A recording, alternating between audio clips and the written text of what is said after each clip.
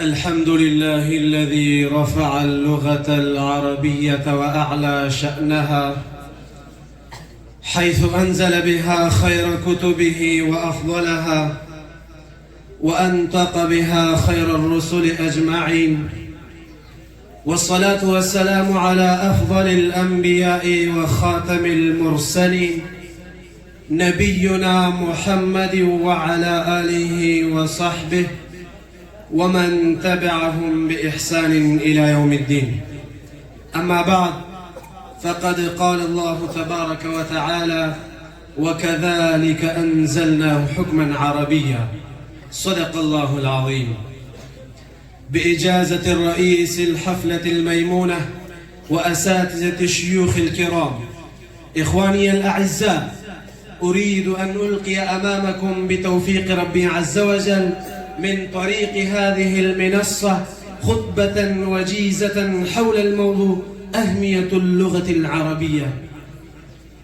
فيا إخواني الطلاب، اللغة العربية لها مكانة عظمى، لأن الله تعالى أنزل بها القرآن الكريم، وهو مهيمن على ما سواه من الكتب الأخرى، وهذا يقتضي أن تكون لغته مهيمنة على ما سواها من اللغات الأخرى. وتحدث بها نبينا العظيم محمد صلى الله عليه وسلم، وتكلم بها أصحابه الكرام رضي الله عنهم أجمعين.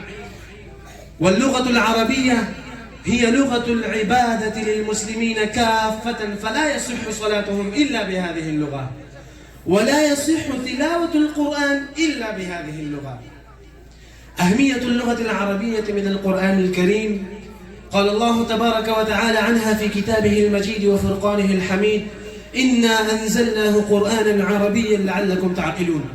قال الإمام ابن كثير رحمه الله عند تفسير هذه الآية: وذلك لأن لغة العرب أفصح اللغات وأبينها وأوسعها وأكثرها تأدية للمعاني التي تقوم بالنفوس، فلهذا أنزل أشرف الكتب بأشرف اللغات على أشرف الرسل بسفارة أشرف الملائكة، وكان ذلك في أشرف بقاع الأرض، وابتدأ إنزاله في أشرف شهور السنة وهو رمضان، فكمل من كل الوجوه. وأيضا قال تعالى: كتاب فصلت آياته قرآنا عربيا لقوم يعلمون.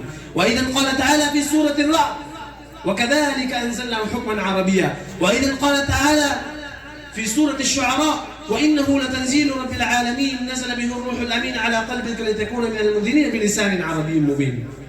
أهميتها من حديث نبينا الكريم محمد صلى الله عليه وسلم عن ابن عباس قال: قال رسول الله صلى الله عليه وسلم: أحب العرب لثلاث: لأني عربي، والقرآن عربي، وكلام أهل الجنة عربي.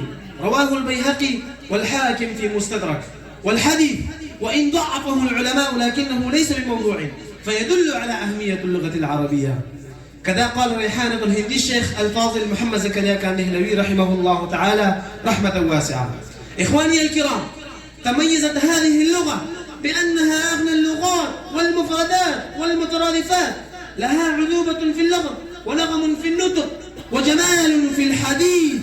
يقول عمر رضي الله تعالى عنه: تعلموا اللغة العربية فإنها تثبت العقل وتزيد في المروءة. أهمية اللغة العربية.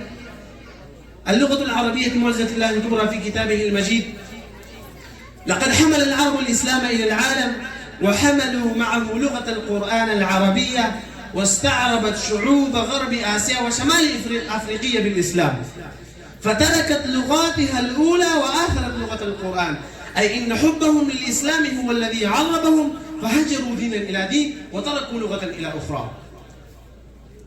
ولقد اعتنى أسلافنا بهذه اللغة وشغفوا بها، حتى قال أبو الريحان البيروني وهو من علماء خوارزم، وله مؤلفات كثيرة باللسانين العربي والفارسي، قال: لأن أهجي بالعربي أحب إلي من أن أمدح بالفارسي.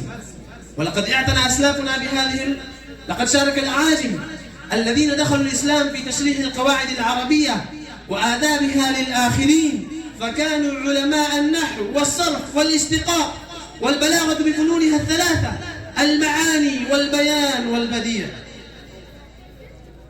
قال: لأن أهجي بالعربي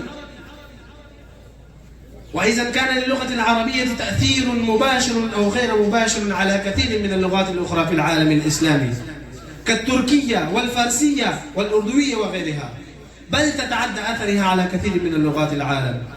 فيا إخواني الأعزاء، اللغة لغة عالمية وهي لغة الدعوة الإسلامية، فعلينا أن نتعلم اللغة العربية ونكتب بها كتبا لشرح الأحاديث النبوي والفقه الحنفي، ونتكلم بها لكي ندعو بها الناس إلى الله عز وجل، كما ندعو الناس بلغاتنا البشتوية والأردوية والفارسي وغيرها. نسأل الله تعالى أن يوفقنا لتعليمه وتعلمه والدعوة بها، إنه هو الموفق. فأقول قولي هذا، أستغفر الله لي ولكم ولسائر المسلمين، وبالإجابة جدير.